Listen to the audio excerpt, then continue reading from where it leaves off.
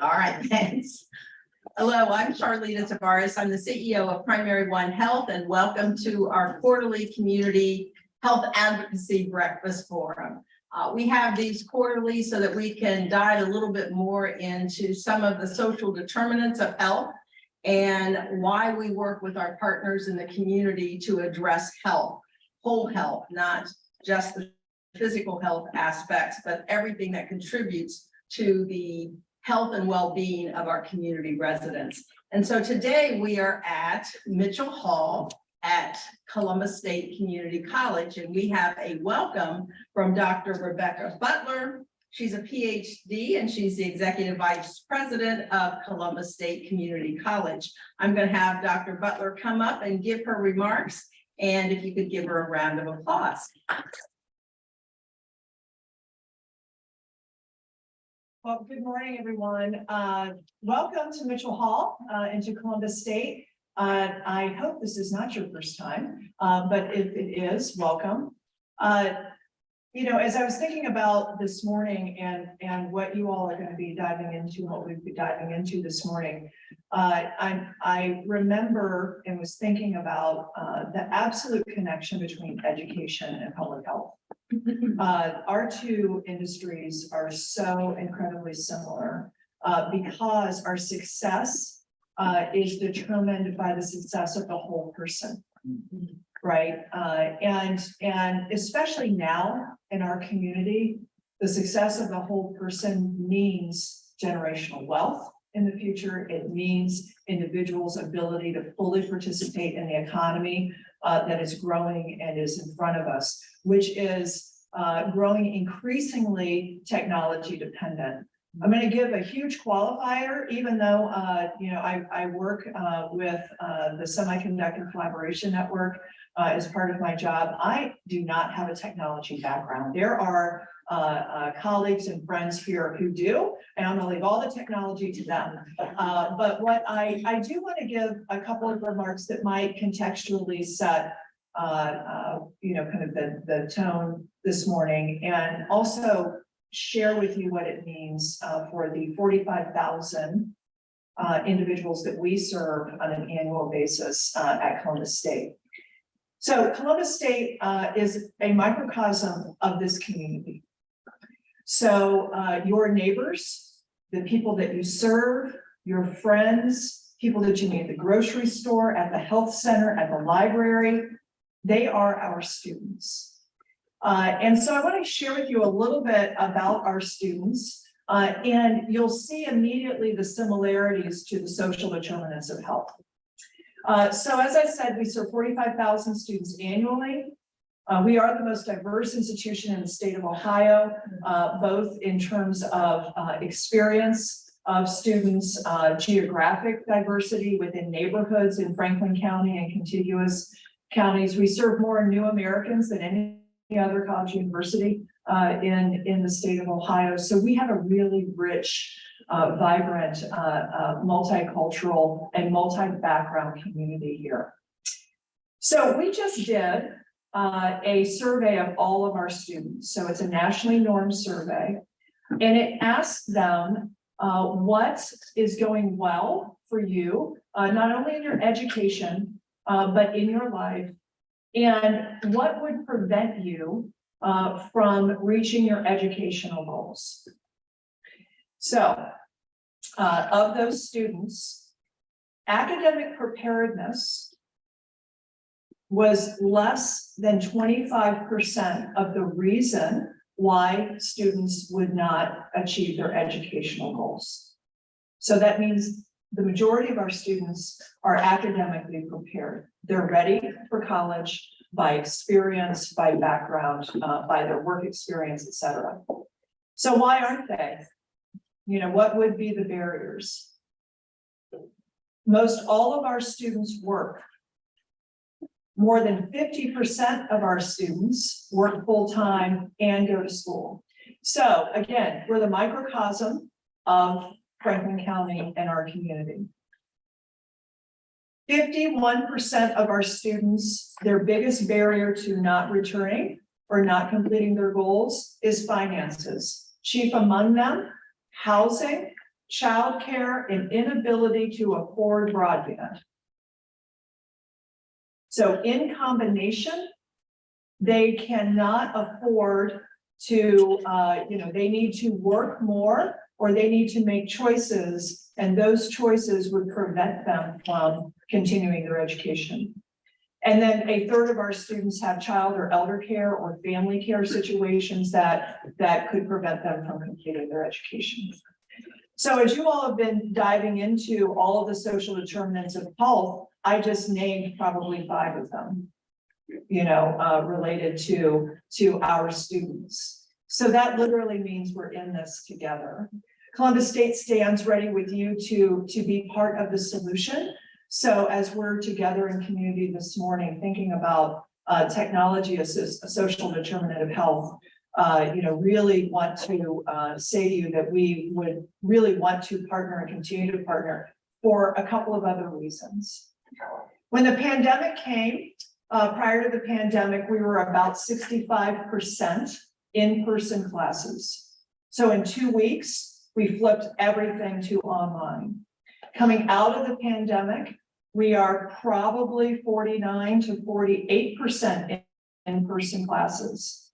That will not change just because of where we are as a community.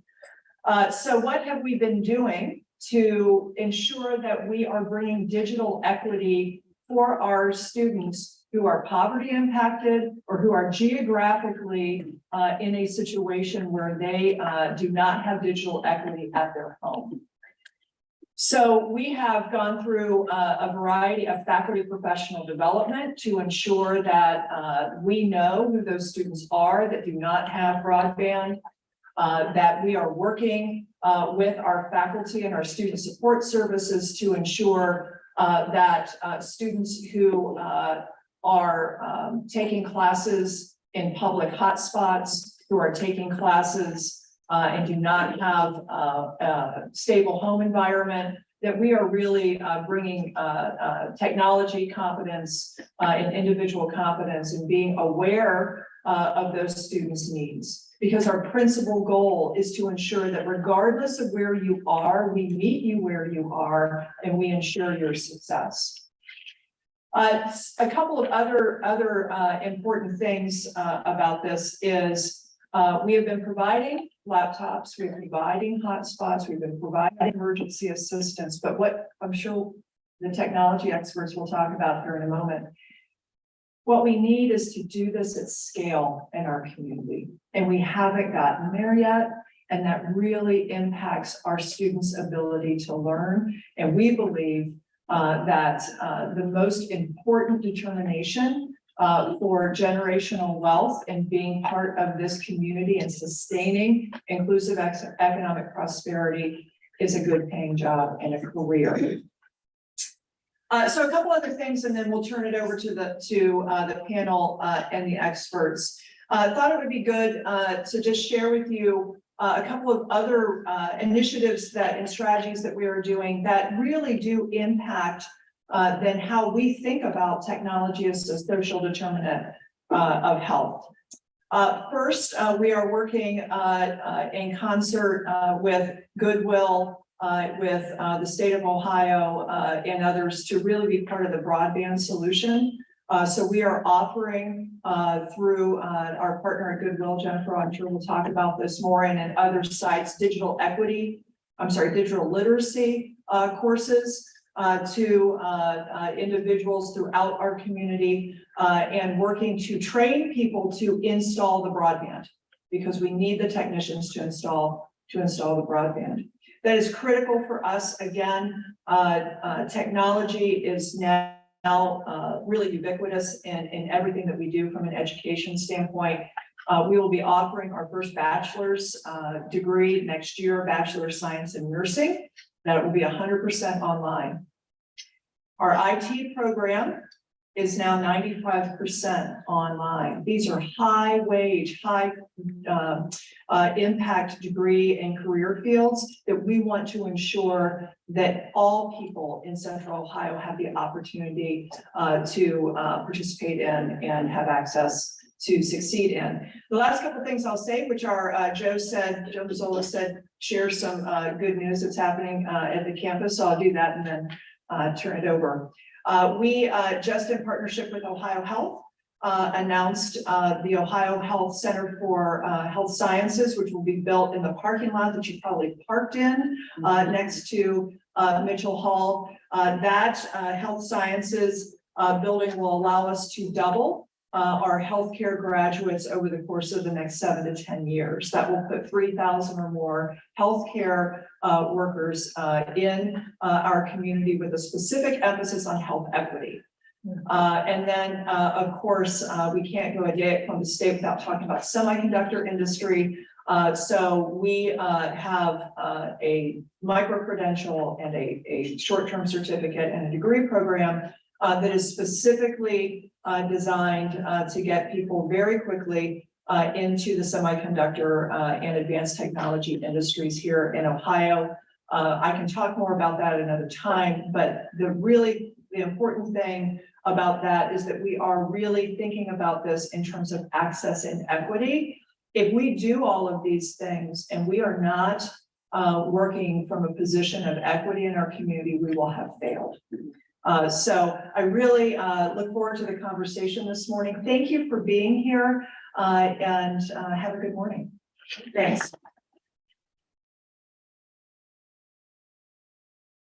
Well, thank you, Dr. Butler. You touched on a number of topics that are really important to primary one health, health equity being most important. And as you talked about technology, it is now, we believe, a utility. It is vitally important to everyone. And so we have to make sure that everyone has access. I want to welcome our online viewers as well and thank everyone for joining us today. I also want to reinforce that this is a partnership with Franklin County Public Health and their health commissioner, Joe Mazzola. Joe couldn't be here this morning, but he sends his well wishes to each and every one of you, and especially to our presenters.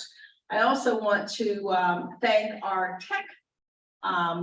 technicians and analysts who have been a part of this morning's session. I want to thank Primary One Health's IT director, Jeff McClade, who was here earlier today. And then finally, before I introduce the next speaker, I want to thank one of my board members who is here this morning, Dustin McKee, who is also the CEO of the Ohio Psychological Association. Close partnerships, and for me and for Primary One Health, that is what it has always been about, partnerships with Columbus State Community College. The president here, Dr. Harrison, works with me on the board of Rise Together Innovation Institute, which is trying to address one of the other social determinants of health, poverty, which is a huge issue in our community and unfortunately a growing issue. I am going to introduce our next speaker. Everyone should have one of these wonderful flyers that our development and marketing team, Susan Brewer, who is the manager, and Katya Coburn, who is a team member. She's an intern with us, put together. But the next presenter is going to be someone from Franklin County Public Health, and she is with the Franklin County Data Center, and that is Cassandra Burns. Cassandra, if you would, and share your presentation. Let's get her right. Good morning, everyone. Good morning. Good morning. Thank you. Thank you. I'm so excited to be here. As Ms. Charlotte said, Joe couldn't be here, so he sent me. And I'm much funner. It's like, I'm just, don't tell me I said that. Oh, yeah. So even before I get started, I want to say thank you. And thank you to all the panelists. Thank you to my family. They came to support me, but little do they know, there are going to be some examples for me. So, yeah. I am Cassandra Burns. I am IT System Supervisor for Franklin County Public Health. I have been at the health department for about 5.5 years, but I've been in IT for about 4 years, actually. So, yeah. So, technology as a social determinant of health. So before I even start, how many people believe that they're like technically informed? Oh. You can't stand right here, I'm sorry. Cheers. Thank you. I wanted to kind of turn around, I apologize. So, all the tech people, just give me a little wave. Okay. 6, all right. So I'll just, for me, technology is super fun, right? Because I know it, for people who don't know technology, it can be very intimidating, it can be challenging. In my experience, by the time you talk to the tech department, you're already upset, you're already frustrated, right? So you're already kind of like, ugh.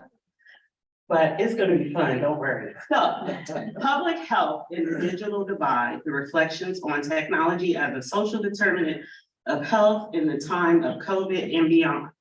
So, before I even start, myself and an epi, we were working on technology as a social determinant of health in 2019. COVID had not showed up, right? So, to my tech people, when do non-technical people think about tech? Every day? All the time. All the time.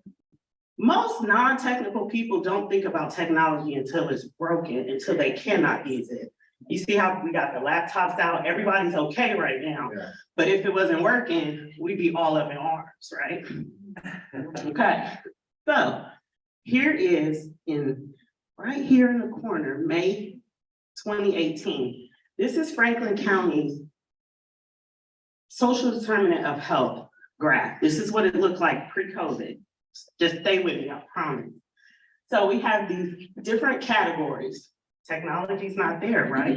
When you look at these categories, technology actually is in each of these categories, right? We weren't thinking about that. We were thinking about economic stability, housing, education. Is that right, Dr. Butler? Social and community connection, food, nutrition, transportation. Those were social determinants of health pre-COVID. Well, what happened with technology during COVID? Well, here are the things. Here's some examples.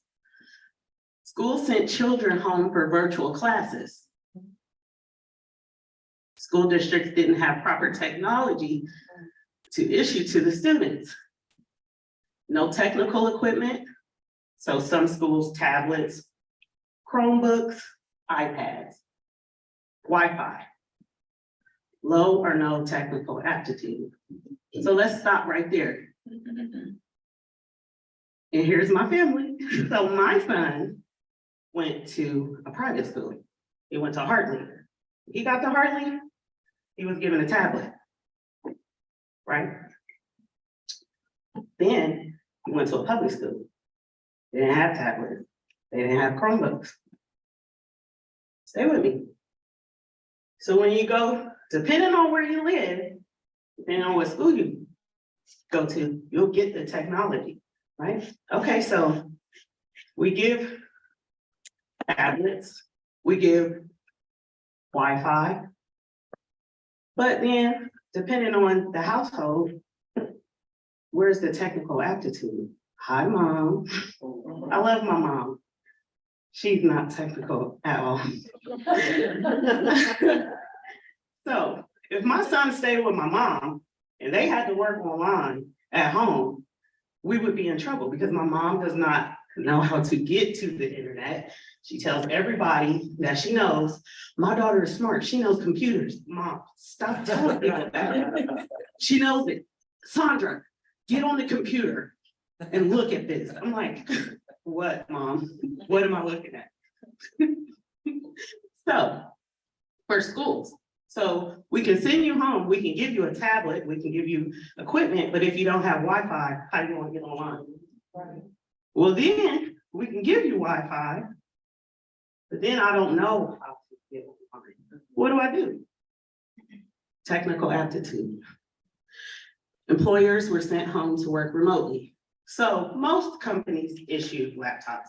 Franklin County Public Health did. The data center helped us. Thank you so much, Adam. We were scrambling too, trying to hurry up and issue laptops. Go home and work, go home and work. And some of my coworkers lived in remote areas. Guess what? Wi-Fi. We were on meetings. Hey, Sandra, where can I get some Wi-Fi? I'm like, you might want to check with your internet service provider because I don't know. Sorry. So then my coworker's like, well, it's bad out here.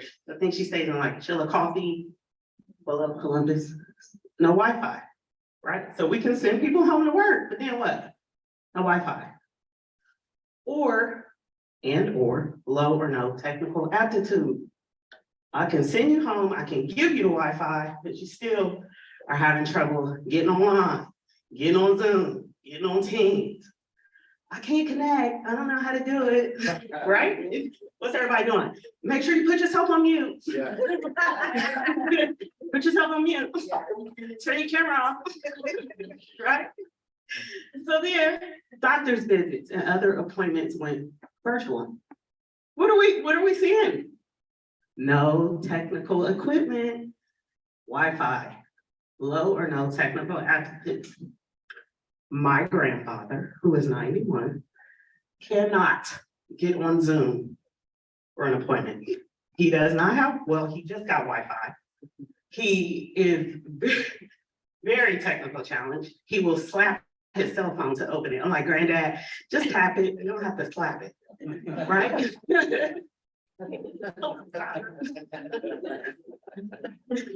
So this is what happened during COVID, right? All of this. We can't, we're having a disconnect. The technical people are frustrated because we wait on the non-technical people to figure out Zoom, click the link, copy and paste, right? Well, let's look at some graphs. Let's look at some data. So this is in 2019. So everything now I'm showing you is pre-COVID. Percent of households without broadband internet by annual household income. I'm sorry. So red is Ohio, stripes are Franklin County. So less than 20,000, 35% of households in Ohio did not have broadband access. And as we see, the more you make, the more likely you're going to have access. The same for population without broadband internet by race and ethnicity and also age. White households, 10%, 6%. Black households, 17%, 12%. Hispanic, 13, 12. Now we move over here to age. So under 18, 7 and 5%, 18 to 64, 9 and 6, and then 65, 24 and 17%. Okay, so this is the percent of population without broadband internet by Dr. Butler, education level, right? So a high school graduate or less, 24 and 34%. I'm sorry, I said that backwards. High school graduate and above, somewhat, 14, 10%. Bachelor's degree or higher, 4 and 3%. We also looked at employment. So employed, 7 and 5%, unemployed, 14, 18% not in the workforce. So that could be people that are retired, people that may be like entrepreneurs, et cetera, et cetera. Oh, look at this. Ta-da, technology. So here is our new updated framework. We added 2 columns, racial equity and technology. These are important. At first, we were trying to squeeze technology into one of these, but for what? Technology needs its own, right? Access, knowledge, and ability to use, household broadband Wi-Fi, ability to access telecare, remote education and online learning, digital inclusion across all groups, connected public health technology systems. So we got new graphs. Now we're looking at 2022, broadband access by household income. As we can see, it's increased. This is Ohio, by the way, sorry. So our first column, 86%, second, 92, third, 94, all the way up to 98%. So this is broadband access by race in 2022. Asian households, 96, Black, still lower, but at 94, Hispanic, Latino at 95, and then white at 96 as well. Broadband education level by education level in 2022. So here we go. Less than high school diploma, 86%, high school diploma, 92, bachelor's degree or higher, 98. I know you all love line graphs, that's why I made this. So here is the broadband access in Franklin County. Now, the first dot over here to our right is going to be in 2014, to the left, 22. So you can see laptop or desktop access, it only went up 2%. Broadband access, it only went up 10%. So now down here, this is saying, do you have a smartphone or tablet, or do you just have like a cell phone? So it did decrease, so it went from 12 to 3%. And then it increased for having just one, sorry. So none of these is the turquoise, and then just only a smartphone or tablet, if that makes sense. So what's next? Okay, be mindful of your community needs. Don't assume people have access to technology, Wi-Fi, laptops, whatever. And then don't assume that people know how to use technology. When you go to the doctor, what do they say? You know, you can download the MyChart app. I have a granddad that's 91 who cannot do that, right? I cannot tell my granddad, what's your email? He would say, ain't you supposed to do that? You know technology. That's how they talk to me. That's how they treat me. Tech for the whole family. So, and if you don't know how to use technology, mom, ask for help, right? So when you go to the doctor and they say, hey, you know how to get the MyChart app, just be honest and say, you know what? I'm not really technically inclined. I don't know how to do this, right? And here's some initiatives. Well, Adam will discuss Franklin County initiatives, but here are some that we were looking at.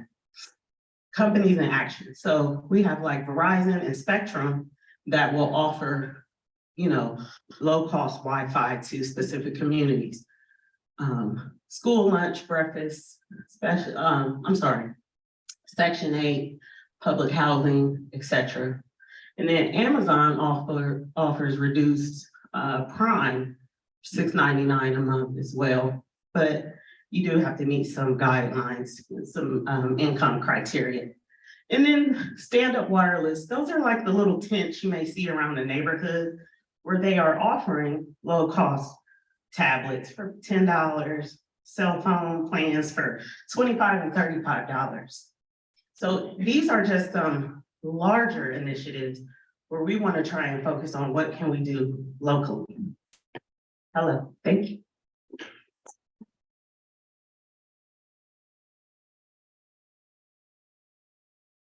Thank you.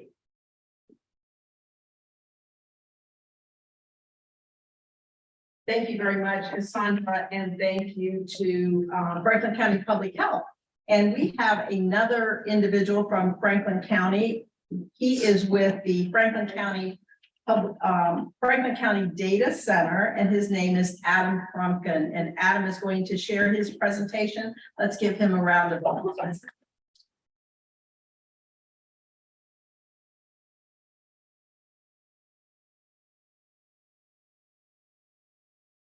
You all hear me? Yeah. Cool. Good morning. Welcome. This is passion for me, not just part of my work. Well, one of the things, and I'll start with this, one of the first question or last questions I ask in every interview that I have done for years, and I mean years, over 25 years, I ask this one simple question at the end of every interview, and it's really to determine about the person. And it's tell me your top 3 priorities in life. And if you answer the question, I'll be more than glad to help and share with you what mine are. And part of the question is, part of the question in the test is, will they ask me? Because sometimes they look at it and they go, well, I'm not sure what my top 3 priorities in life are. I will challenge all of you. You should always know what your top 3 priorities in life are. I'll share with mine right now. Mine, I'm very transparent about who I am and what I do. My number 1 is my faith. My number 2 is my family. And my number 3 is giving back to my community.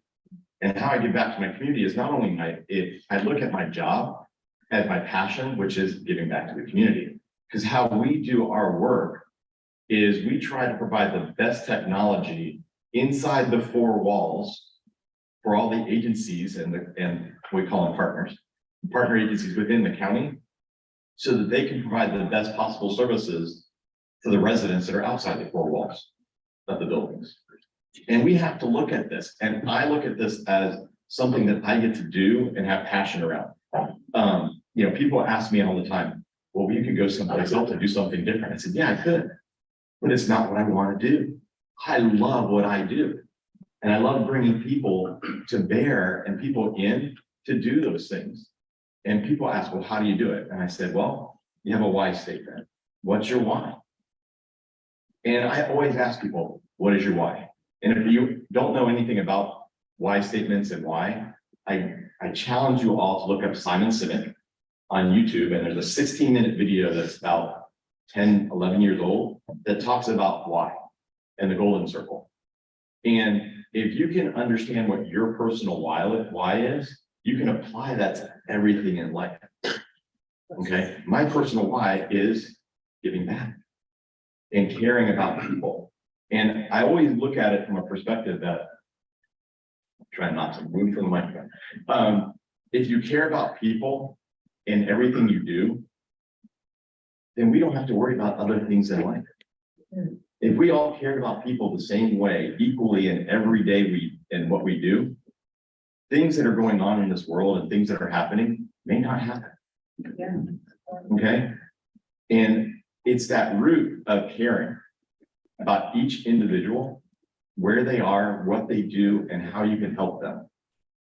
And through technology, we can do that. But you know what?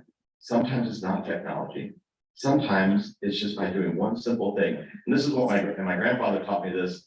My grandfather was a career Marine. So you think of career Marines as rough and gruff. And how my family got here was his last duty station. He was in charge of DCS. And, when I think of things, and he said this to me, and he said, the one thing you can do every day that can make a difference is smile. And this came from a career Marine who was rough and gruff and got a battlefield commission. And he looked at me and he goes, I know you look up to me and you care about me, but the best thing you can do is smile at me every day and smile at everyone else. And that one smile, no matter where you are, can make a difference. My grandmother taught me one thing that was important, which was open the door for everyone. It doesn't matter who they are, open the door. And I'm a little off the technology ballot right here, but I'm bear with me. I was at Macy's a couple weeks ago. I was picking up a dress for my wife for our son's wedding. And I was walking out, and there's 2 elderly women walking towards me, and of different races and different ethnicities. And I stopped and I held the door. And both of them walked up and both of them said, where did you learn that? And I said, I was taught that because it's the right thing to do. And one of them said, I wish the world would still teach that. And it didn't matter. All I did was hold the door and smile. And it made her day. So what do we need to do? What do we need to do every day? It's just help people, care about people. Now, how can we care about people, what we're doing, what we talk about?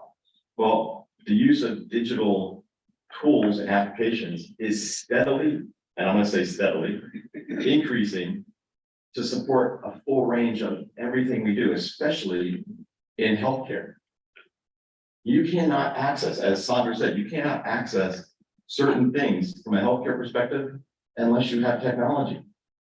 You know, I go to my mom is turning 80 years old. I grew up in a single parent household. We had nothing. I grew up, you know, my grandparents lived down the street. I grew up on hot dogs, mac and cheese, and peppered sausage. You know, and when I had my kids grew up on chicken nuggets, Deckridge hot dogs and mac and cheese.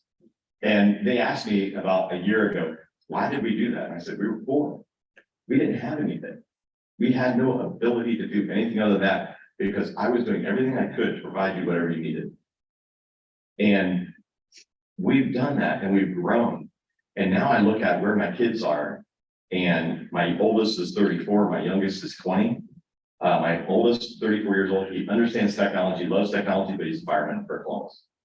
Okay, but he married he just got married this weekend. His wife is a geneticist at Ohio State University. And she is unbelievable because she uses technology every day to change people's lives.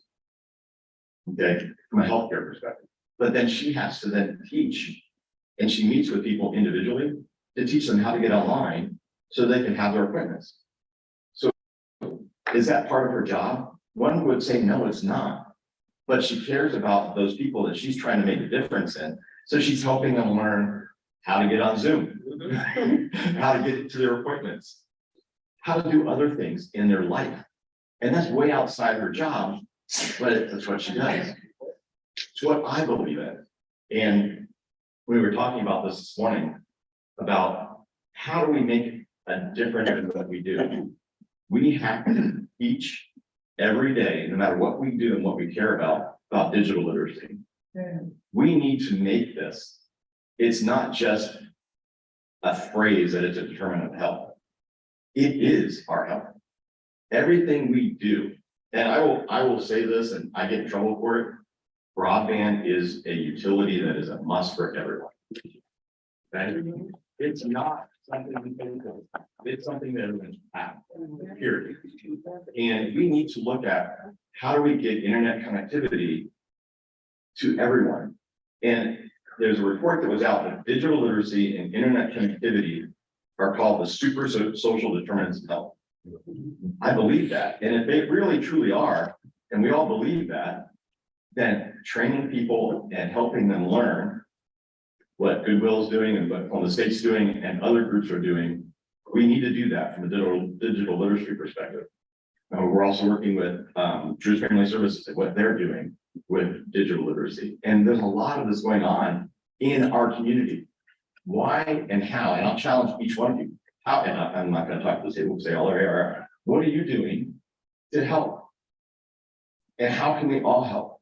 How can we all care at that level to then not only do that, but to move away from the stereotypes and be able to move in a direction that digital equity, the Digital Equity Coalition here in Columbus, and digital equity as a whole is where we go, what we do. Okay. I feel very challenged in the situation where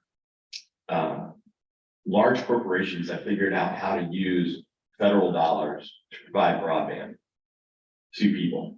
The problem is the broadband that they provide to people is this. Okay. Now what happens to the student that comes home from school that needs to do their homework? And mom and dad leave the house, and so does the broadband. You see the difference what I'm talking about? Broadband is not this. Broadband is in the home, connected to the home, so that everyone in the home has access. Okay. And we need to look at how do we influence not only broadband, but influencing what we do is influencing people's individual health. Increasingly how they have accessibility and how we can make efforts to improve not only literacy skills, access to that variable tools, but how do we create the access? Because you know what?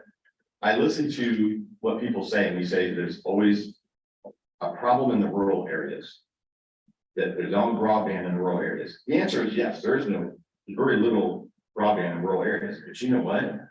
There's broadband holes in urban areas as well. And it's not just whether the broadband is there, it's can they afford it?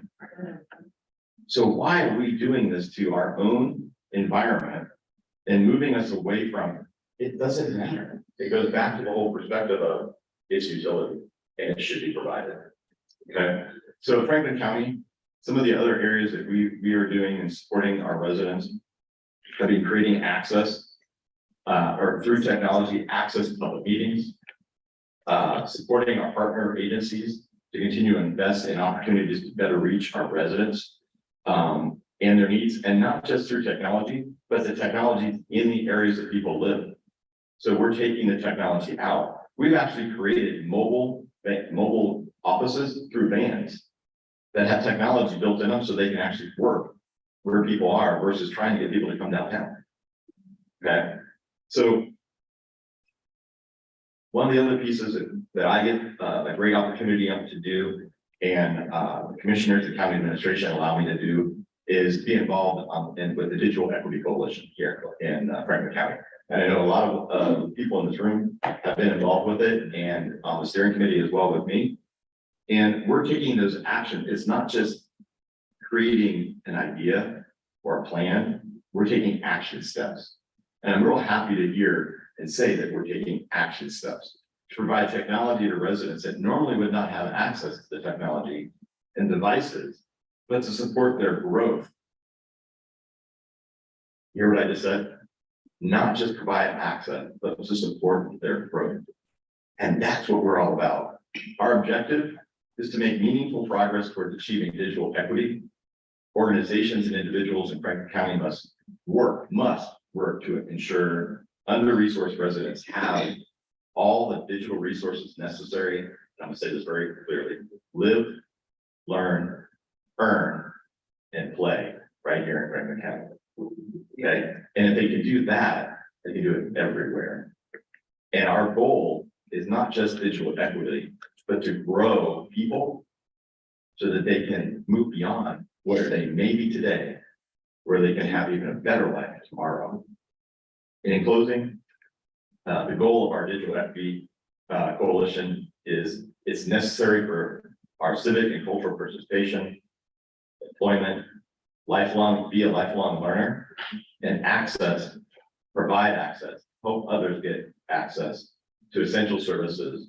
Achieving digital equity will only enable Franklin County's future prosperity and a future in which all our individuals and communities have the information technology capability and capacity needed for full participation, not only in our society, but in our economy.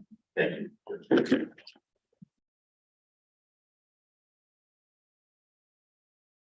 Thank you very much. We really appreciate that presentation, Mr. Frumpkin. Before I move to our next presenter, I just want to reinforce the title of this morning's breakfast forum is Tech Health, Building a Healthier Future. And it's not just about, as I said earlier, the physical health, but it's the total aspect of health, total health for our residents of our community, and it includes all of those social determinants. I also want to share with you that I used Chat GPT to come up with the title of this morning's breakfast forum, because there's so much that goes on in healthcare. You want to be inclusive and you want to have a catchy title for the forum, so that's what I used. And all of us have to use technology as much as possible in as different ways as possible so that we learn more. Our next presenter is Diane Dagaford, and she is a executive advisor and principal of, I think I'm going to pronounce this incorrectly, Arunda Advisory LLC, and she's going to share comments with us next. Thank you, Diane. I'm excited to use ChatGPT. How's everybody? At this point in the presentation, everyone's just kind of like. Well, and hi to everybody online. Thanks for joining this morning. So, couple of quick questions for you. Show of hands, how many of you have tried ChatGPT? What do you think? How about you? How have you used it? How do I use it? I've used it for creating a capability statement. And I used it yesterday to write a 60-second pitch. That's exactly what ChatGPT is awesome at. And I'm excited that you've been able to use it that way. I also have been using it. I didn't use it for this presentation today, but I have used it often in my work as a consultant. So I'm wondering to the technology friend in the back, I'm so sorry I don't know your name. Would you mind, and Cassandra, is it all right if I use one of your slides? Oh, sure. All right. Could you please bring up Cassandra's updated slide that shows the updated framework of social determinants of health?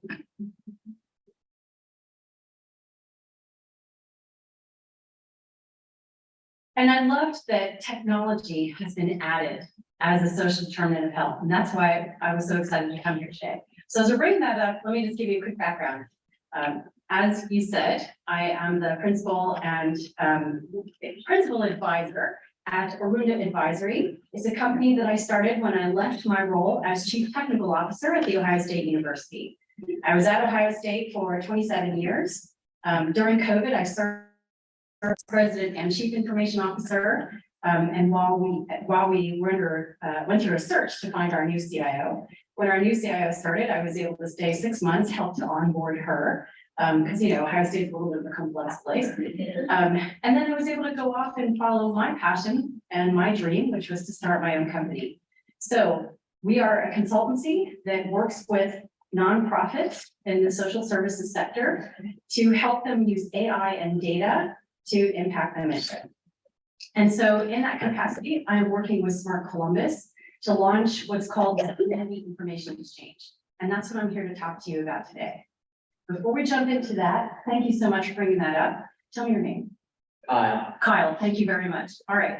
So how many of you, show of hands, work in one of these areas?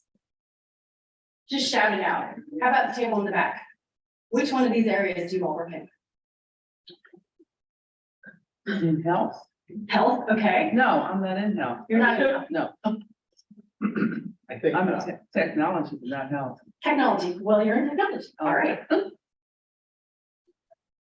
Economic stability. Economic stability, okay. How about you? Well, we span the whole gamut here. You're like this. Yeah, psychologists touch every part of that continuum. Okay. Cassandra, how about your table? Of course, I'm in technology. However, I'm in education. Education, all right. Transportation. Okay, Tech community and racial equity. great. And how about the table in the back? Say community connections, social and community connections. And technology. Anybody else want to shout out?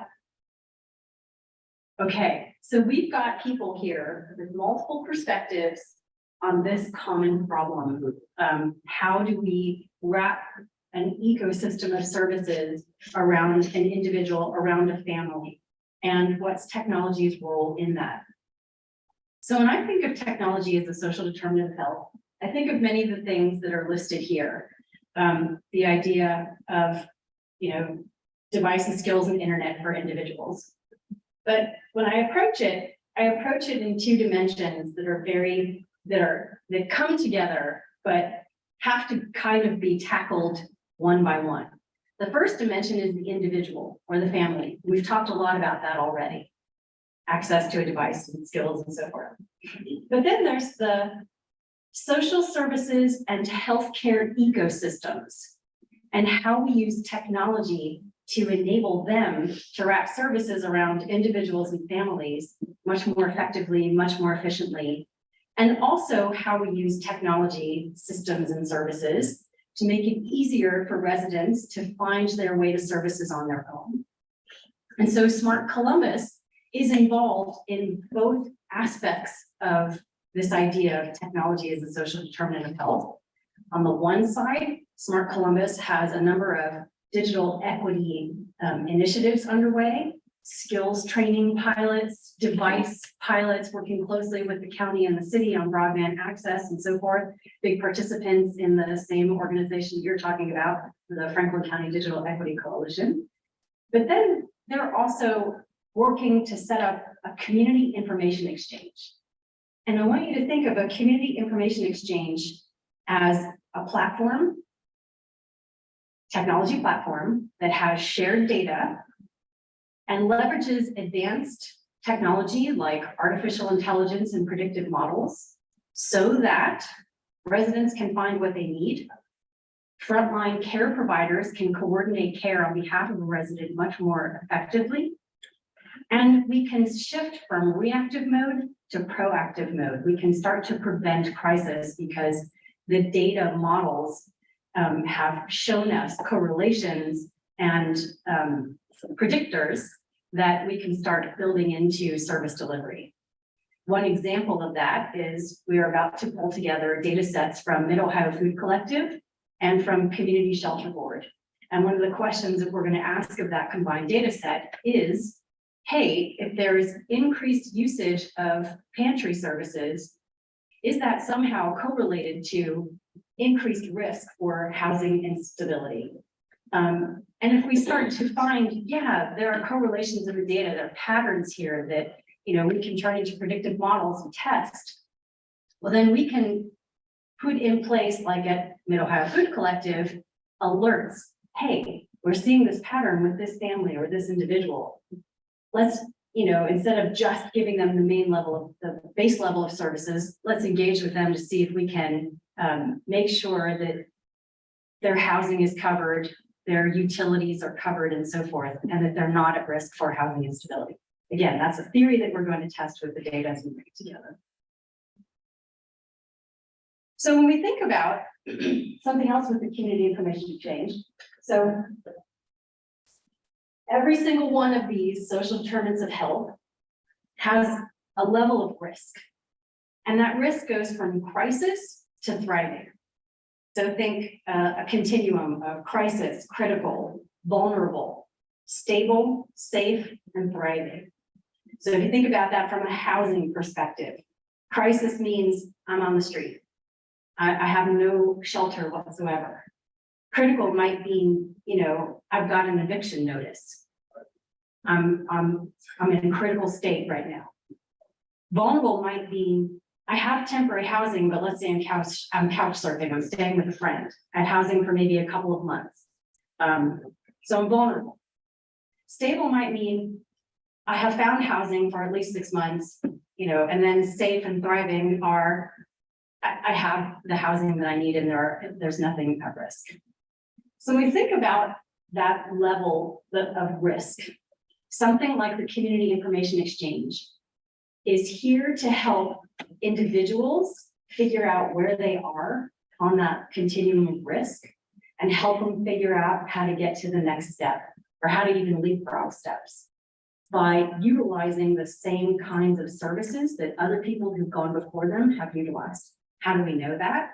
Well, people who work day to day with residents who are experiencing poverty know just intuitively, hey, they need this program, this program, this program. I'm going to call my friend over at Goodwill and she's going to tell me how to hook them up, right? But we also can see that in the data and how a resident in Goodwill's data set moves through the programs that Goodwill has. And in the Franklin County Public Health data set, you know, moves through services that they make available. Impact community action, Lutheran social services, you get the idea. We can start to bring those data sets together with the Community Information Exchange. We can start to build models that help people who are experiencing issues in these different areas get on pathways to success. The other thing that we can do when we start to bring the data together is put packages together of solutions for individuals. So right now, let's say I lose my job and I have enough savings to be able to pay my rent and my utilities for 1 more month. But it's going to take me maybe 2-3 months to find a job. Okay, so if I'm in this situation, what do I need? I need rental payment assistance, I need utility assistance, right? And I need someone to help me find a job. those are multiple agencies in our ecosystem today. And so I need to call each one first, do a Google search, figure out who do I need to go talk to if I don't know, call them, go through their intake process, and hopefully get the services I need in time before I get that eviction notice to prevent me from losing my housing. But that's not really how it works today, right? What we can do with the community information exchange is say, all right, I'm a resident. I have logged in and said, I've just lost my job and I need to figure this out. It can go out, pull together, all right, here are the 12 programs, or here are the 3 programs that can help you right now. Do you want us to put you in touch? Yes. I mean, think about recommendation engines when you're shopping on Amazon, right? Customers who bought this product also bought these other products. Why can't we do that with bundles of services that we know folks need anyway? The technology already exists. We just need to bring it to this unique set of problems. So the point is, community information exchange is a platform, a technology platform. It is shared data from across the different social services agencies in our community. And it applies to the shared data, advanced artificial intelligence and models, to make it much easier for residents to find their way to services that they need and want, and make it much easier for those who are working on the front lines, providing services to people, to connect those residents with the right services. So let me stop there. Do I have 2 minutes to take some questions? Sure. Let's open it up for questions. Please. Who, in addition to the Mid-Ohio Food Collective, uses or will use the community information exchange? So we went through a process. Hopefully, the answer is it should be all social services organizations in the region. That's our objective. That's our goal. Because it doesn't really work if not everybody's involved. So think every social services nonprofit, state and local agencies, etc. Follow on here. Please. Wait for the microphone, please. And tell us your name and where you're from. I'm Wendy Patton. I'm from Columbus and I teach at Kent State University. Great. And I wonder, this sounds like a very large undertaking, like the kind of thing that Medicaid or HUD should be financing as part of their social services. Do you have a pathway to greatly expanded federal support? We do. We have funding through the county and the city. The county is funding 2/3 and the city is funding 1/3. And we have a commitment of $3 million to get started. Through that, we are doing a number of pilot programs to demonstrate the value and feasibility. And then there's some additional follow-on funding that we're eligible for up to another $15 million. Please tell us your name and where you're from. My name is Devontae Goins. I'm from here in Columbus. My question is, well, it's actually a 2-part question. The first part is, will the community at large have access to all of the information that's going to be shared? And if we are going to have access to it, how user friendly will it be on the front end? If this is a heavy back end process with all of the information. Right. So it sounds like a bunch of whiz bang technology, which it kind of will be, but on the front end, it has to be super easy to use. We have surveyed over 250 residents to get some feedback from them on their ability to use technology, as Cassandra was talking about earlier, their interest in using technology and so forth. We have done focus group interviews and one-on-one interviews to kind of get a sense. And out of that, we have come up with 2 basic, we call them user archetypes. This is collections of attributes that end user populations would have that we need to make sure we keep at the forefront as we develop this platform. So what we've learned is there are 2 basic user communities for both residents and service providers. And they are those who can do it on their own, and they have the skills and they have skills, device access, broadband. And maybe they have skills but they need to borrow a device, or they maybe have skills and device, but they might need to borrow some broadband.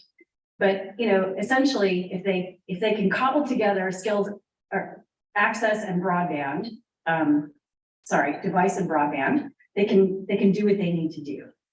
They can go online and fill out that form, And then there's the population that cannot, like Cassandra was talking about earlier. For that population, we know we need to enable a proxy to be able to interface with the Community Information Exchange on their behalf. So, let's say I'm a senior citizen and my nephew is able to help me. My nephew has to have his own login, but he can help me be my proxy as I engage with the system, if you will. So we've taken into account, the digital equity kinds of issues that we have and the ability to use system. And then, one of the founding principles is life's too short to build things nobody wants. So let's make sure that we have a system in place, number one, that isn't yet another system that agencies have to do data entry into. Can we just get computers to talk back and forth to each other? Systems that are already in use to send data back and forth, that minimize that. And can we involve end users in the development process? So we have 2 experienced councils set up. We have just launched them, 12 residents and 12 service providers who will work with us. We have a variety of technology skills and experience, but they have lived experience with trying to navigate this sector. They're working with us to define what are the key problems we need to solve, what are the features we need to solve, and how should we make it easy. So that's a very long answer to your question, but it's how we acknowledge very much, it has to be easy to use for everybody. And how are we going to do that? We're going to involve those folks in the process.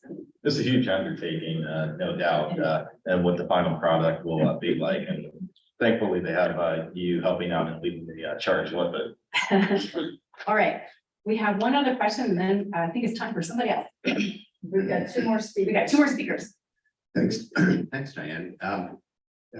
One of the things that Ohio's moved towards in the Medicaid system, and Wendy sort of alluded to this briefly, is working with the Medicaid managed care plans, which get paid up front to mitigate the risk and the cost of their clients and their plans. And it's in their interest to get to people before they have catastrophic health events or outcomes like going to the emergency room. Right. Have you explored working with those plans to do some predictive modeling to help, make their algorithms more sophisticated in terms of who they're able to target? For instance, if somebody goes to jail, chances are they may end up in the emergency room sooner or later, or vice versa. Or if they're in the housing system, that might happen. And we know we have publicly available jail information. Even CareSource was able to aggregate that and know who of their clients were in jails at certain times. And then they can target their exceptional case management resources to those particular individuals. Has there been any exploration of using that kind of stuff? And then on that side, that's looking at risk. There's also reach rates.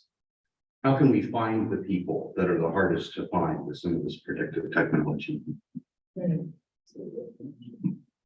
Those are both very deep questions, and maybe we can chat about it afterwards. The short answer is yes, we are working. We actually have a call coming up with CareSource to initiate a conversation with them in the next couple of weeks. And we had a recent interesting conversation with the group in Washington, DC that pulls together eviction information. Because like in Ohio, it's my understanding from this group in Washington, DC, that we have some of the strictest eviction laws on the books. And, so can there be an alert? If I'm a care provider of any kind, and I log in to the Community Information Exchange and I see an alert, hey, one of my clients just got an eviction notice, they got 7 days to file, to have someone show up in court on their behalf.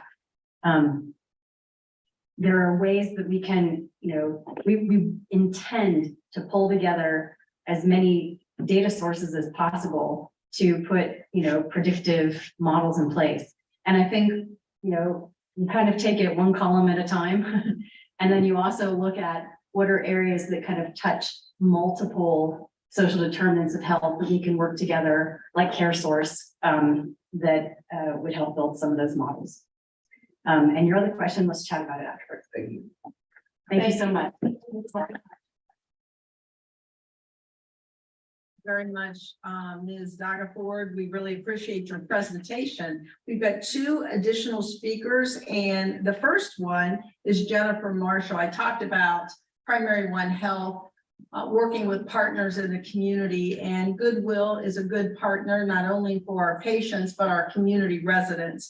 She is a Senior Vice President of Mission Impact and Strategy, and we welcome her. Let's give her a round of applause.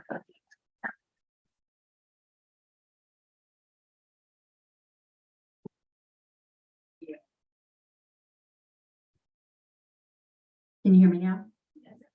Yes. All right. Well, thanks so much for having me here this morning. It's great this is a great conversation and certainly important for the health of our clicker. So Goodwill Columbus, it is our vision that all individuals are embraced as valued and dignified members of our community. And we approach that in a lot of different ways, take it really seriously. When we talk about passion, that certainly is our passion. The way we do that is by providing jobs, offering free job training, supporting sustainability, and empowering individuals. We do that in a lot of ways. Most people are very familiar with Goodwill as a donated goods retail store.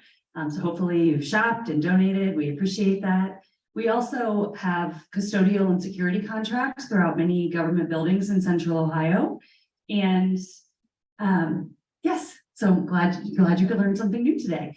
And we provide people services. So we support about 350 individuals with developmental disabilities, both in their homes and through adult day habilitation and vocational habilitation services. And then we have a really significant effort around workforce development. So free jobs, job training, and we'll talk more about that next. We are expanding our presence throughout Central Ohio. So we have historically been located at 1331 Edgehill in Grandview. And just this past year, we moved our administrative headquarters down into the south side. And we have new job training centers at Front Street and Clintonville, right on High Street, next to our retail store on Bryce Road, out on the far east side. And in 2024, we'll be opening another retail and job training center in Grove City. So a part of this initiative is how do we bring services directly to the people who need them and in their neighborhoods? Because as we look at the digital divide, we know that the best way we can increase access is by being close by. Who we serve? Quite honestly, we serve everyone, anyone who's looking for their next best as it relates to gaining access to skills and looking at how they advance themselves in their careers. The people who walk in our doors every day have a variety of experiences that they've overcome and lots of great attributes, and we work to support them to be able to find their next best. We've talked a lot about the Digital Equity Coalition and the challenges that people have faced in our community that were really brought to light during COVID. So we've been a part of that initiative, and in partnership with the Columbus Metropolitan Libraries, we offer digital skills trainings in 14 libraries every week, Monday through Thursday. We know how important it is to be a trusted neighbor. And so it's the same staff who are there, the same time, it's predictable. And we've really seen positive movement there. And that's for all digital skills, from how do I log into a device to get to a telehealth appointment to how do I get on the pathway to a good job through digital skills training. I think what we do really well is that because of our vision, we treat people with dignity and respect. We are open to serving everyone, and we meet them where they are. So we are really intentional about our processes, that when someone walks in our door, we know that they're in a place of excitement and vulnerability, and we want to find out what they need. And then we figure out how we get the things we need so we can maintain our funding and all of those important things. But it really starts with, who are you? What are you thinking about doing? How can we help you figure out the next steps in your path? One of the core components of our workforce development training is based on some things that we learned from the Frostic Center, that many people who are successful inherently have these attributes of success: self-awareness, perseverance, emotional coping strategies, use of social support systems. But oftentimes individuals who are not successful struggle in one or more of those areas. So we've built our career fundamentals class around intentionally teaching strategies in all 6 of these success attributes. And what we hear from employers when someone has completed our programming is that the individuals that we are sending to them or matching to the jobs that they have are ready. They understand the expectations of work, they have good skills, they have coping strategies, they know how to get the supports that they need. And it has made a really big difference in our success and their success. The way we do it is someone walks in the door, we assess where they're at, we help them build a plan, we equip and connect. So that's giving them access to training, giving them access to tools. Sometimes it's as simple as access to scrubs or things that they can, that they need to be able to actually walk into their first day at work. And then we help them with not just their first job, but thinking about their next best job. So that planning part at the beginning isn't about, just how do I get a paycheck today? Although that's really important and there are lots of resources. Our focus is really about, how do we help you get what you want in your life? And that's about putting a plan together beyond the immediate moment. We do that through a sector-based approach. So we focus on providing training opportunities in IT, healthcare, hospitality, and retail, and just recently added CDL training to the different options that we can provide. The jobs that we're training individuals for are good paying jobs and have entry points that someone who has only a high school diploma or even sometimes less than a high school diploma can get access to short-term credential training and then get on a pathway that will lead them to financially sustainable wages.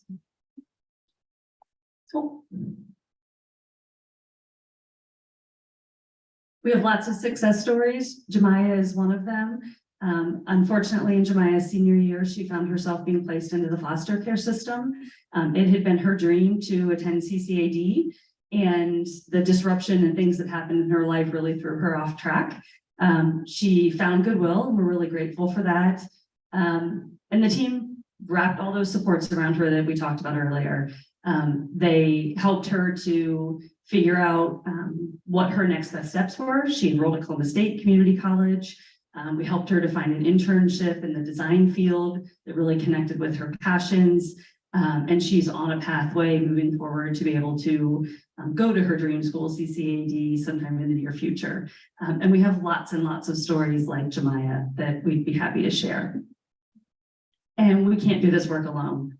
So we have lots of partners in the for-profit and nonprofit sector, employer partners. And if anyone in this room or here in this presentation would like to connect and see how we might be able to work together, we'd really appreciate that opportunity. Thank you.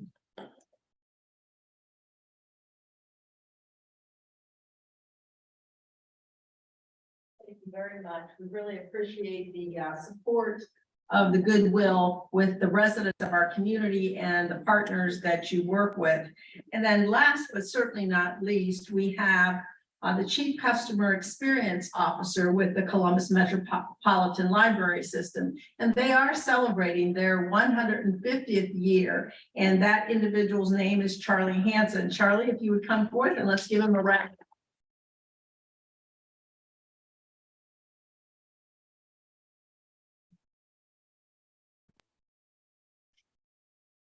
Could have some slides up there, yeah. So this slide is here so that I talk about the 150th anniversary. Thank you for already. I know our marketing team has said they're particularly excited not to have to say or spell sesquicentennial. So should do a lot of that. So yeah, I'm here to talk about technology and access and opportunity. So sometimes when you get asked to do these speaking opportunities, you're like, what's the angle, right? How do I connect this to what we do? This wasn't one of those. This one is pretty easy for me to touch on here because it's such a core part of what we do. So just like Jennifer from Goodwill, I'll start off by talking about our purpose and our vision here. So our purpose being to inspire reading, share resources, and connect people. And I think when we think about technology, you see a lot of that in the share resources and connect people part of that. And then our vision of a thriving community where wisdom prevails. So in order for a community to be thriving, whether it's as a social determinant of health, or just as like we've talked about as a basic utility, technology has got to be a part of that. And so we can play a role in that. And I think what we have to give to this problem is we're all throughout the county and we're pretty easy to get to. You know, intake at a library is pretty minimal. And in fact, a lot of services that we offer, you don't even need a library card for. You just come in the door and we'll talk to you and help you. So let's see, we'll jump on. I'll talk a little bit about sort of how we played in this space historically. And I'd say, you know, so ever since the dawn of the internet, we've played a role in bridging the digital divide in that we provide public access to PCs, right? You can come in, any library is going to have a public computer lab where people can come. There's printing, there's copying and faxing that comes along with that as well. So we've been doing that for quite some time. We've also been doing technology classes and instruction to help people use the internet and become competent in that. And then a focus on information literacy, which is oftentimes a tough sell with customers or the public, right? They want easy and yeah, I got the answer, whatever answer, I don't care where it came from. But talking about evaluating the information that you find online or that you access through technology, and is that trustworthy and is that valid? So that's been a part of what we do. So we've been doing, and I would say, I would categorize all those things that I just talked about as our approach before the pandemic, because I think the pandemic taught us a lot of things and removed, I think I would characterize almost like a naive approach prior to the pandemic. So, because I would say, as we talked about wireless or broadband being a utility like water or something else, right? We wouldn't say that the community is thriving if you have to access that water at your local public library every time you want to do that, right? Or that's not, it's good in a pinch, right? But it's not really helping us thrive or really solving the problem. So through the experience of the pandemic, which we saw this need in our parking lots, right? So you had this weird mix or unfortunate mix of these public places where people used to go to access technology being shut down, while at the same time needing technology probably the most that we've ever needed it, right? For school, for everything. And so we saw a lot of this in our parking lots, and in fact, even took some steps to boost our Wi-Fi signals and have those on 24/7 so that people could access that. So we saw that. We also saw it as we offer different levels of scaled back service, you know, through drive up windows and all of that. We had people bringing us things to copy inside, and we run in, make copies, bring it back out to them, right? All masked up and all of that. So we saw that really, really clearly there. And really, I think we saw this too in the way that our usage has changed coming out of the pandemic. So our use of public PCs has dropped off quite a bit. And I would attribute that a lot to the fact that people had to find an alternative in that time and find an alternative that was sustainable and that worked for them. And we think that's kind of what happened, is they found some sort of alternative that they made work during that period, and they're not coming back. And of course, as the process of more and more devices being out there and those being more ubiquitous, I think is part of that too. Let's see. We also got into doing a little bit during this time of doing some tech support. So we offered some help to Columbus City schools. So they're issuing all these devices out to students and starting an online education program. Our call center functioned as a first tier tech support there. So we got into that business too. And I think you've heard a lot of presenters here talk about, you know, the three-legged stool, right, of technology here. You got to have the device, you got to have the internet, and you got to have the knowledge to use it, right? So I'd say out of this, we started getting into some of those new spaces of the device and also the access as well in terms of broadband. And also more partners to the table. All of a sudden, this issue that we felt like we were kind of alone in, right? Before the pandemic, there's dollars at the table, there's other partners at the table, and so there's a lot of momentum and energy around that too. let's see. So we got into after the pandemic device distribution, which wasn't really something we did before. And I think a lot of this, what it's saying is that you need access and technology at your house. Don't come to us for it. You know, that this is the way to really thrive here. So we've got some American Rescue Plan Act dollars that we use to distribute Chromebooks as well as hotspots with service. So it's not just a hotspot, but it comes equipped and already active and ready to go. We also offer tech support there and experimented with the position of digital navigators. And then we also started loaning hotspots at our locations too for temporary periods of time. A big shift for us too. I think before we didn't necessarily think this was part of what we did, but we also promote and try to help people get connected with low or no cost connective, options there. So I think before it was just like, well, this is how we solve this problem. You come to the library to use this. Now it's like, no, let's help you get that at home for yourself. So you have that all the time. And then also a combination of tech instruction with a device at the end. So we're going through a digital hubs grant right now where we're offering classes. And if you complete that series of classes, you're off with a Chromebook. And so combining that knowledge and device access in the same thing there. Went through, you heard some of this, I think, with our intro today about sort of like, well, what are the obstacles to education? Well, a lot of them have nothing to do with education, right? So with a lot of our services, we need to understand how to make them more successful. And one way to do that is to really partner with the people that you're trying to help to design those services. So we've done a lot with human-centered design over the past couple of years, and tech assistance was one area where we dove in there. So we got together 21 interviews with seniors, new Americans, and parents over 2 months. And this was also a benefit of the pandemic. It allows you to take some time to learn some things, right? Because you weren't necessarily operating the way you normally did. And we really utilize those folks and work with those folks as experts, but also as design partners. And what we found out is technology helped really, a lot of the issues have little to do with technology and a lot to do with just being a human being, right? And how do you account for that? And we get knocked over the head with this over and over again because you focus so much on competence and on curriculum and structure and all these details, when at the end of the day is like, was the room too hot? With the bathroom access, was there food around, all these, you got to account for all those things to make anything successful. So what did we find out here? So what people need in order to get tech help: to feel safe and not judged, to be seen and not rushed, to feel help is abundant and not scarce. So a lot of this has to do, who am I working with and what am I feeling from them and do I feel comfortable with them, right? And also, is this person distracted or is the clock ticking? Are they going to jump out of here at a moment's notice? And as we started to look at a lot of our information and intake forms and things like that, I think a lot of those things go in the opposite direction of this. So I think those insights have been really helpful for us. And also just the emotion that comes with this. When people lack tech skills, what we learn is they feel powerless to help themselves, right? And as a parent or a caregiver, you also feel powerless to help your family or your children as well. So this is the other thing I think we talked about, and somebody touched on this a little bit before, is that people don't just want tech knowledge, like just to have it, right? Like, I don't have any problems, but like, let me go learn about technology. It's like, no, people need this. Actually, I think it was Franklin County talked about that sort of, when they think about tech is when it doesn't work, right? I ran into an issue. Same thing with plumbing. I'm not going to take a plumbing course just to take it. No, I become really interested in plumbing when my living room fills up with water all of a sudden, right? Like, how do I do this? How do I fix this?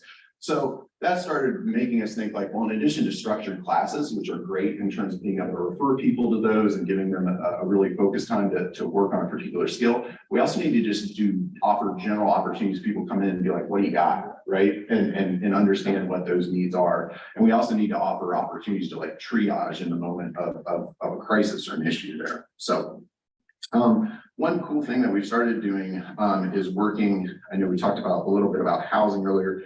One of the digital navigator positions, which is a grant funded position, is working in Columbus Metropolitan Housing Authority housing units. So down in their common areas of the unit, they're offering tech help there. So that's just a way that we're trying to offer more in the moment help in that way.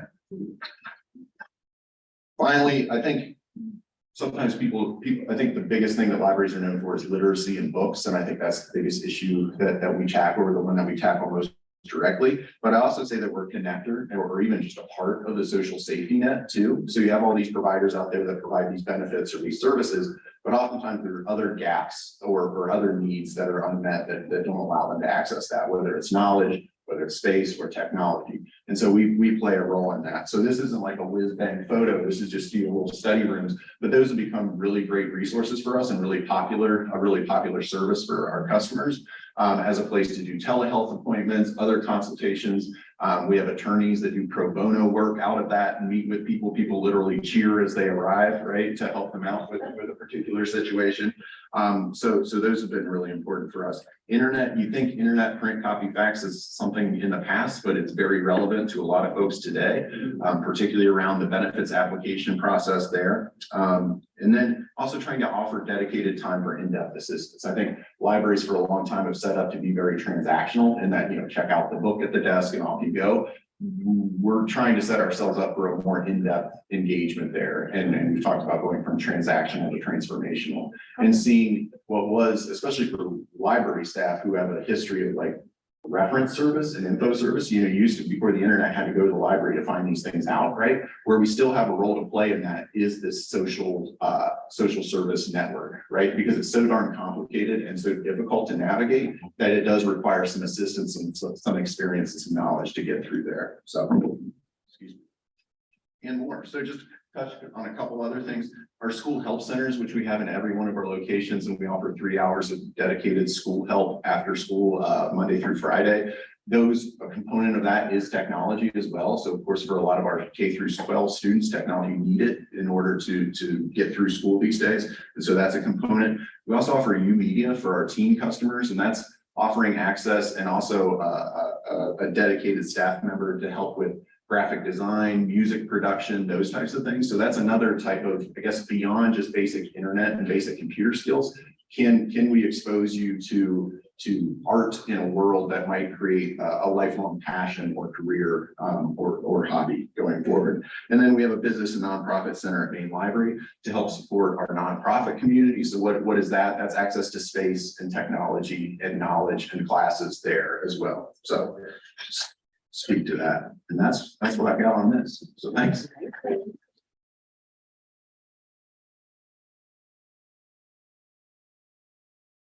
Thank you very much, Mr. Hanson, and thank you for sharing all that the library has to offer.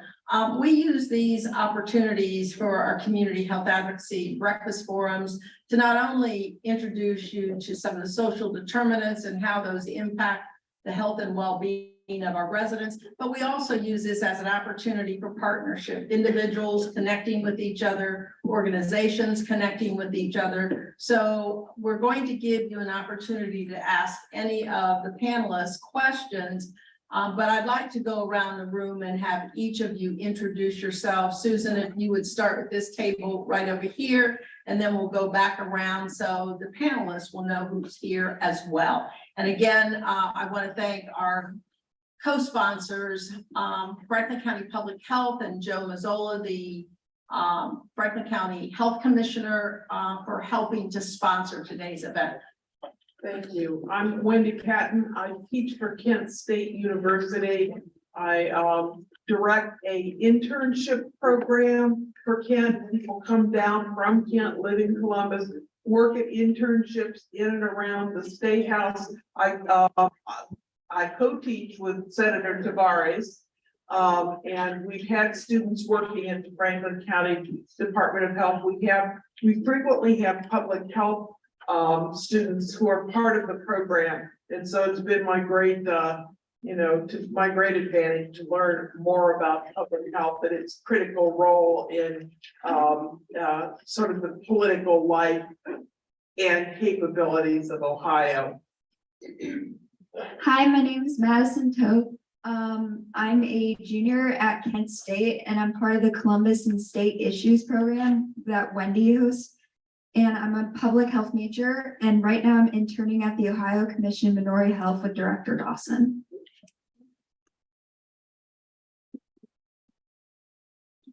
Good morning, my name is Asmara Williams, and I'm with the North Central Area Commission.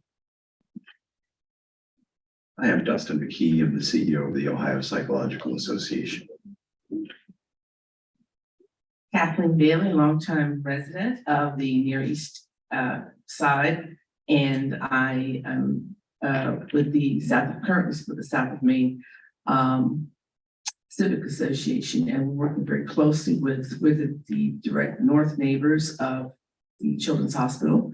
So we're working directly with them on housing.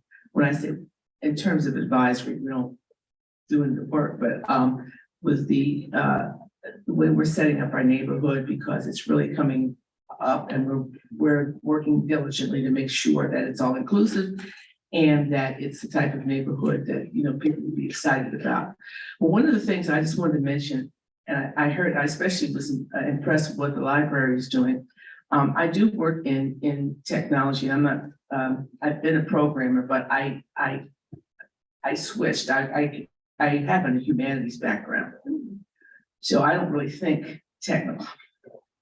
And some of the folks I work with, I'm thinking, that's really obvious. How come you can't see that? But I think it's really important when you have things where you, especially when you're going to start interacting and have people and get them into interacting with technology, that you engage when you're putting changes into your systems, that you actually engage the people who are going to be using it and testing it. Because for the lack of one word on the screen, one time I was using a screen, they said, enter your business account. Well, to me, my business account is where I work. That's not what they wanted. I said, why'd you put the word business on there? Kind of, dumb. Or if you want to close out a system, well, you have to activate it before you close it. I said, why don't you put a button on it that says close? And you can activate it behind the scenes. I don't need to know that. So you'd be surprised how when people design things and they have a different thought process, because technical people had a tendency to assume you already know what they're talking about. Well, why do you have to reactivate? Well, how would somebody who's a layperson know that? So I'm glad to hear this, but really it's very important when you put changes in, get somebody who's actually going to be using them and say, sit down and use this screen. And if you got to explain 50 things to them, then you need to go back to the drawing board. So Thank you very much.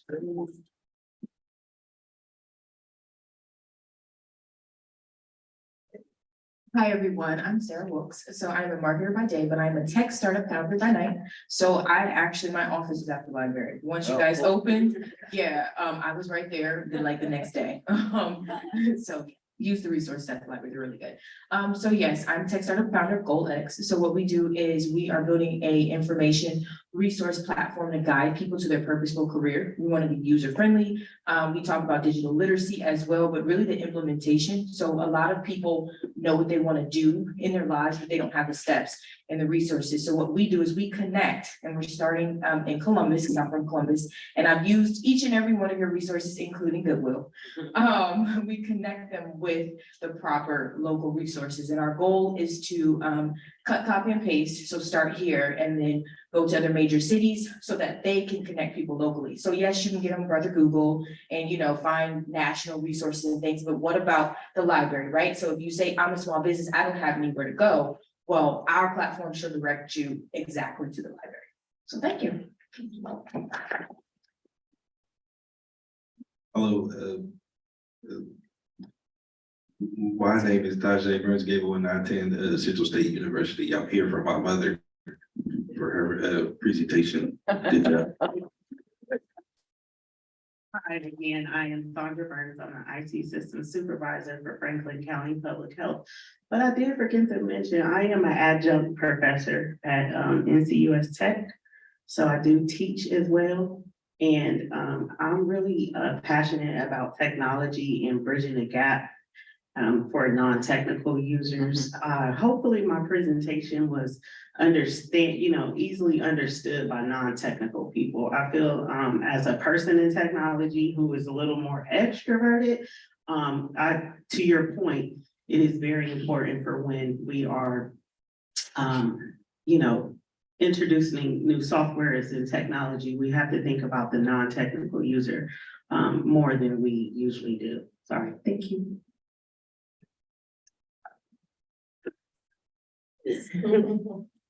Hi, I'm Jan Burns, Cassandra Burns' mom, person she was talking about. I am not tech savvy at all, But I do work at Columbus Public Schools Special Education. I work with emotionally disturbed children. And a lot of things that we deal with, some we're talking about different resources and things like that. I do have to deal with a lot of things, and I'm glad to find out some of the resources I could tell people as far as, you know, going to the library, going to you, and, you know, even you guys can help. So I have some resources other than her, because I bug her all the time. About, you know, being able to give guidelines, or, you know, here's somebody you could go to, here's somebody you could talk to about different things. Thank you. Yeah, you can just introduce yourself, sir. You don't have to say a whole lot. I'm Sandra's dad. I find this very interesting. I do have a question. Sure. Yeah, I do. Okay, during the pandemic, if I wanted to like get tablets or other resources, since I'm a private person, who would I go to? Would I come to Franklin County or Goodwill or this lady here? I mean, we were doing some Like giveaway that. devices. We also work with PCs for the People, which is a program that offers reduced cost technology too. So those were two partners that we worked to give. All right, thank you. Yeah, so we, through those American Rescue Plan dollars, we gave away a number of devices during the pandemic, and then also continued to work with PCs for the People, which is they distribute technology to folks based on income at reduced risk too. Thanks. To answer your question, actually, to at Franklin County Public Health. we have a- Microphone. My apologies, we do have a community health worker program where, I'm sorry, I can't remember who was talking about full wraparound services. So if you reach out to Franklin County Public Health and you let them know you're in need of technology, healthcare, whatever it may be, we have a group of workers, community health workers that will assist with getting you or anyone technical equipment. Hello, everyone. My name is Devontae Goins. I run two organizations. I am the founder of the Black Columbus Family Foundation. We put on an event every year called the Black Columbus Family Reunion. We were actually just able to bring it back this year. It was held formerly in the past from 1987 to about 1998 for about 10 years, and it was called the Columbus Coming Home Festival in the Mount Vernon area. So it's been a phenomenal time being able to bring that back. But we also put out a report every spring, beginning this coming spring, entitled the Black Columbus Family Report. And then that report we look at is Columbus still a good city as we continue to grow to hit that 1 million now marker of residents for Black families as we continue to see growth. And I also have the privilege of running the only Black streaming news outlet in the state of Ohio called Los Columbus. Thank you very much. And now, if there are any questions of any of the speakers here this morning, now is your opportunity, and Susan will bring a microphone over to you if you raise your hand. You all did such, oh, there's a question in the back there. You all did such a wonderful job this morning in sharing information that I think our audience here that are participating in person, as well as those online and those that will see this in the future, will be able to access and learn from. So thank you all very much. Go right ahead. Hi, my question was, or is, excuse me, when will it go live, Diane, for people in the community to use? And will this be something strictly for Franklin County, or do you plan on expanding it throughout the entire state and then eventually the country? Need a microphone or get yelled at. Just TV. Thank you. The Community Information Exchange will officially launch in 2025, 2026. But that doesn't mean there will be nothing for people to interact with between now and then. So we are building this through a series of small iterative developments. Enabling folks to start interacting with components of the system long before 2026. There's a website, CIE Columbus. I think it's ciecolumbus.com actually, where you can go and learn more. You can learn more about the 2 user communities that we've got in place now, the Resident Experience Council and the Service Provider Experience Council. And those 2 groups we hope to get much more engagement with over the coming, 12 to 18 months to make sure that we've got problems clearly defined and, Dante, to your earlier question, that we're making sure that we develop things that are easy for people to use. So there will be, look for developments along the way. Is that CIE.com? Correct, for Community Information Exchange. And think of it this way, we are in this community program rich, but system poor. And the CIE solves the system poor problem. Thank you for that question. Any other questions before we wrap up? They're all. Yes, Joe, Adam reminds me, the CIEs, your question about world domination, no, just kidding. There are CIEs all over the country, and most notably the CIE San Diego, and it started focusing on the homeless population, in particular, looking at homeless who were going to an emergency room for services. And so they were able to, look at through proactive interventions, getting people to the right services that they needed instead of having to go to the emergency room, what kind of savings they had. And they repeated that same thing with senior population. Anyway, long story short, lots of CIEs around the country. We think that for, based on the due diligence that we've done in reviewing all of them, the Rochester CIE is probably the most inspirational for our community. And one of the reasons is they have a very sophisticated care navigator, care navigator approach. So listening to you about the digital navigator, and I think you all have lots of care navigators in your organization. Learning how to adopt that care navigators approach for our community, I think would be really useful. Some CIEs are done at the state level. So in Wisconsin, that's the case. Also North Carolina, but many others are at the community level, which is what we're doing here. Would we like to see it at the state level? Yes, indeed.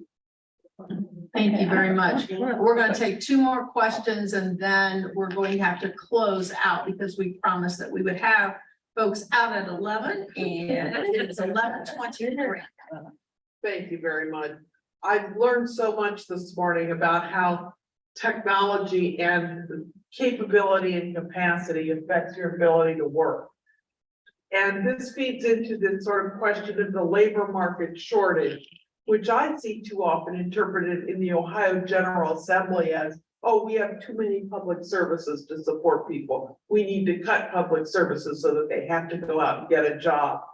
So, but I think maybe some of the business community is beginning to take a different point of view. And so I'm wondering, who do you connect? Are you working with the business community on this labor shortage issue? And what are they doing to address the problem? Diane, could you give the microphone to Adam? Thank you. So along with that, there are lots of, and I hate to say services and programs, but there are other things that are available. And for like Franklin County, like for what I'm doing for the technology, because there's a lack of diversity in technology or STEM. And so what we're doing, not only for like the city of Columbus, what they're doing with their STEM high school and other things that they're doing is helping others grow in those areas. But then the other side of it is on the employer side, we need to be reaching in, and my group personally, we recruit from those areas, and what is helping grow that diversity and helping people move from where they are to where they can be, and looking at how we bring more people into the STEM, but it's not just the education side, but it's giving them the employment side. So, a good friend of mine started a group here in Columbus. It's black coders, what was, color coded, sorry, that was color coded labs. And he's done a great job at growing that. And the diversity and equity and the inclusion part in Columbus has grown so much. And it started, and I want to say this very clearly, it started before COVID. The city of Columbus and the county have invested millions of dollars into moving people forward in this community to find not only that whole aspect of being open, but learning and growing and having the education so they can move forward in their life. And so I would say that it's not, I can't sit here and name all the different things that are going on in this community, but you know, it's neat to watch because I look at Goodwill and others, and they're very involved in it and they're pushing the boundaries. And, you know, I also look at this from a perspective, I know this is one of Goodwill's partners, but Jewish Family Services, you think Jewish Family Services is just what its named is? It's not. They focus on new Americans and new people coming into this country and how they can help them. And they focused for years, and I'll say this for years, on the Bantu environment, the Bantu community that we have in our area to help them grow and find jobs in our community. So. And the Bantu are from Somalia. One last question, and then I've got some closing remarks, but I want to thank everyone for being here today. Is there one last question, Mr. McKee? Yeah. To all the panelists and anybody, you could decide who to. If you were to ask Intel for money for one thing to improve health equity and social determinants of health with big tech dollars, what would that be? I have a really easy answer. And actually, we're having conversations is provide free broadband. Help us build a broadband network that allows people to have it available to them. I second +1 to free broadband. What I see is that in order to flip from reactive mode to proactive mode, we need to take advantage of pulling our data together. But agencies across the sector have very different levels of maturity when it comes to the ability, the skills, the capabilities to manage data and use their data. I think we need an investment. We need some private sector investment in capacity building for data and analytics and AI in the sector. Yes, it would make a huge difference. That's my mission. To any of the other panelists up here, do you have any other comments? Well, Mr. Hanson? Yeah, I would just add, I think that the CIE is a good example of this, like using funds to leverage the technology that we've been using to sell people stuff for a long time to help people, right? And so I think that could be really powerful as well, in addition to giving everybody internet. Thank you all very, very much. I just wanted to say on behalf of Primary One Health, we really thank you for being here today. We appreciate all of the panelists. You all brought wonderful information that all of us can take back and hopefully connect with you. We would like everyone that's here today to please check off your name. It's on the table in the back so that we know who was here. And then we'll send you the link to today's presentation. You can share that on your Facebook or your YouTube or wherever. I also want to take this time to remind you that Primary One Health is doing its part to ensure that we get racial, ethnic, and cultural underrepresented communities in healthcare. You saw the slide that talked about the salaries. Our salaries are higher than that. For medical assistants is what we're looking for most at this point in time, because we can't hire more physicians and more nurse practitioners if we don't have medical assistants to help them in rooming the patients. And so we've got 41 openings right now. And that's why it's critically important that we not just develop STNAs because they don't qualify for what we need at health centers and hospitals. We need medical assistance. So that's critically important. And so our way of doing this is to also bring in more people from racial, ethnic, and culturally underrepresented communities in the health professions.